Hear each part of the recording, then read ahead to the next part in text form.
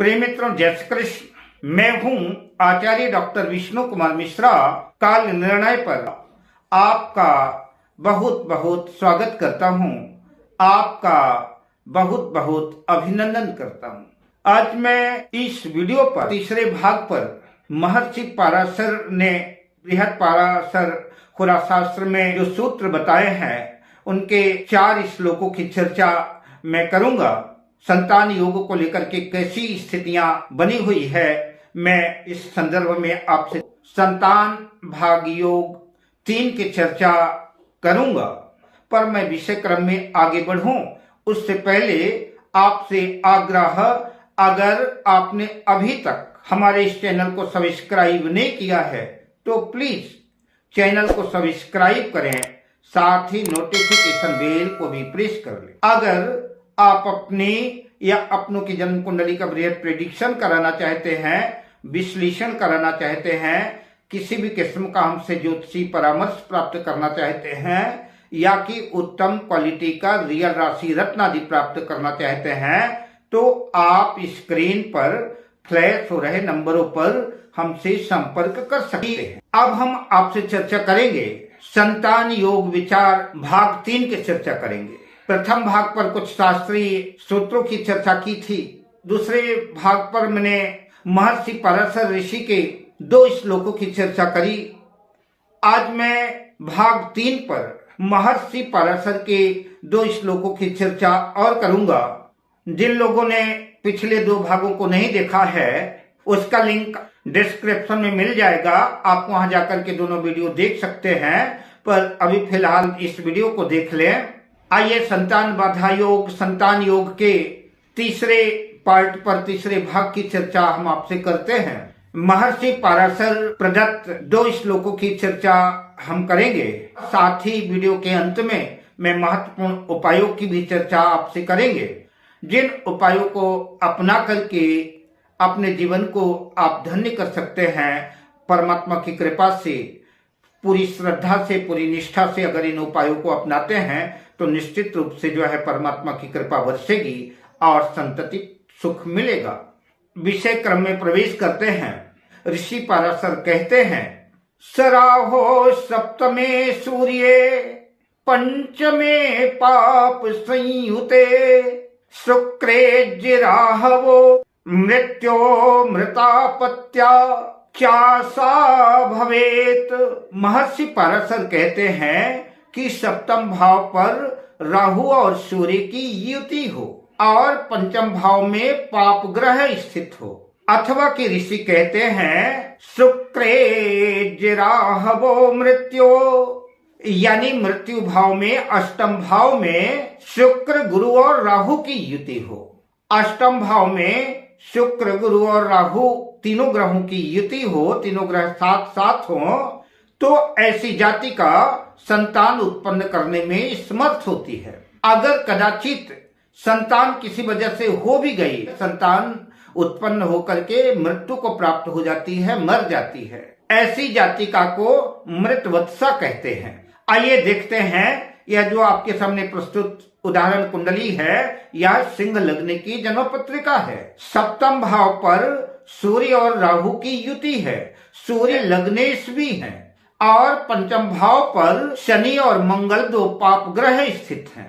पंचम भाव का स्वामी और संतान कारक देवगुरु बृहस्पति शनि की मकर राशि षष्ठम भाव में स्थित है, जो कि देवगुरु बृहस्पति की मकर राशि नीच राशि भी है और षष्ठम भाव रोग रण शत्रु का भाव है। श्लोक के दूसरे भाग में कहा कि यदि अष्टम भाव में गुरु शुक्र और राहु स्थित हो, गुरु शुक्र राहु की युति हो और पंचम भाव में क्रूर पाप ग्रह स्थित हो तो ऐसी स्थिति में, ऐसी कंडीशन में भी स्त्री संतान सुख प्राप्त करने में कई बार समर्थ होती है और मृतवत्सा होती है, संतान होकर के मर जाती है या कि मरी हुई संतान ही उत्पन्न होती है। आइए इसे भी एक उदाहरण कुंडली के द्वारा समझते चलते हैं। प्रस्तुत जन्म कुंडली जो है धनु लग्न की जन्म पत्रिका है। अष्टम भाव में गुरु शुक्र और राहु की युति है। यद्यपि पंचम भाव पर पंचमेश मंगल की दृष्टि है आठवीं दृष्टि से मंगल पंचम भाव को देख रहा है, किंतु पंचम भाव पर मेष राशि में नीच का ग्रह शनि भी स्थित है। यद्यपि इस पत्रिका में बांझपन के लिए, गर्भपात एबॉर्शन के लिए अकेला शनि ही पर्याप्त है और कोई कारण देखने की जरूरत नहीं है। नीच का शनि अगर पंचम भाव में स्थित है तो संतान सुख नहीं मिल सकता। लेकिन इसके अतिरिक्त भी महर्षि पाराशर ने जो सूत्र बताए तो देवगुरु बृहस्पति, राहु, संतान के कारक देवगुरु बृहस्पति यद्यपि अपनी उच्च राशि में है, कर्क राशि में है, किंतु गुरु और शुक्र दोनों जो राहु केतु के पाप प्रभाव में है। अतः इस पत्रिका में संतान बाधा योग बन रहा है। अब मैं दूसरे सूत्र की अगले श्लोक की चर्चा आपसे करता हूँ। अगले श्लोक पर प्रवेश करते हैं। महर्षि पाराशर कहते हैं, शुक्रे वा अष्टमो सारौ सप्तमो वा कुजो भवेत शनिनां दृग युतो नारी गलद गर्भा प्रकीर्तिता। जन्म पत्रिका के अष्टम भाव में गुरु, शुक्र और मंगल स्थित हो, या कि मंगल सप्तम भाव में स्थित हो और शनि से दृष्ट हो, तो ऐसी स्त्री को गर्भपात हो जाता है, वार्षण हो जाता है, गर्भपात हो जाता है, संतति सुख नहीं मिल पाता। आप इस सूत्र को भी उदाहरण कुंडली के द्वारा समझ सकते हैं। मकर लग्न की जन्म पत्रिका है। मकर लग्न की जन्म पत्रिका में अष्टम भाव पर गुरु, शुक्र और मंगल तीनों ग्रह स्थित हैं। तीनों ग्रहों की युति है अष्टम भाव में। इस जन्म पत्रिका में शुक्र पंचमेश भी हैं, पंचम भाव के स्वामी भी हैं, और देवगुरु बृहस्पति संतान के नैसर्गिक कारक हैं, और मंगल महिलाओं में रजोधर्म का कारक है। इन तीनों ग्रहों की युति गुरु की, शुक्र की और मंगल की अष्टम भाव पर है। और ये तीनों ग्रह गुरु, शुक्र, मंगल शनि से दृष्ट भी है। शनि एकादश लाभ भाव में स्थित होकर के 10वीं दृष्टि से अष्टम भाव को देख रहा है। तो गुरु, शुक्र और मंगल जो है अष्टम भाव में 10वीं दृष्टि से शनि से दृष्ट भी है। इसी कुंडली से इस श्लोक के आधे भाग को भी समझ लेते हैं उदाहरण के द्वारा। पहले आधे श्लोक में तो बताया गया कि अष्टम भाव में गुरु, शुक्र और मंगल हो, लेकिन बाद में कहा कि ठीक है अष्टम भाव में गुरु और शुक्र हो, किंतु अगर मंगल सप्तम भाव में स्थित होता है तो भी संतान का सुख प्राप्त नहीं होता, संतान बाधा योग उत्पन्न होता है। मंगल सप्तम भाव में हो, शनि से दृष्ट हो, तो गर्भपात की स्थिति बनेगी। तो इसी कुंडली में मान लीजिए मंगल अष्टम भाव पर नहीं है, मंगल सप्तम भाव में है। सप्तम भाव पर हमने मंगल लिख दिया और यहां से मैंने मंगल को हटा दिया अष्टम भाव से।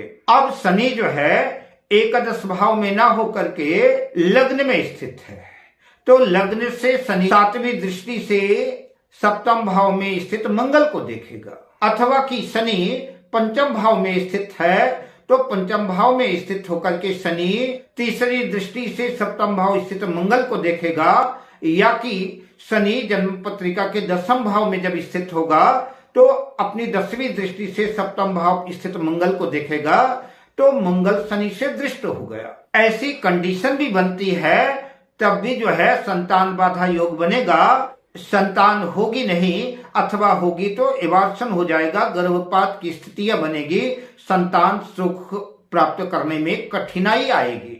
आशा करता हूं मैं आपको समझाने में कामयाब रहा। अगर नहीं समझ में आया होगा तो फिर भी 2 बार, 4 बार, 5 बार वीडियो देखिएगा। निश्चित रूप से आशा करता हूं कि जिन लोगों को ज्योतिष का विषय ज्ञान है उनको निश्चित रूप से ये बात समझ में आ जाएगी।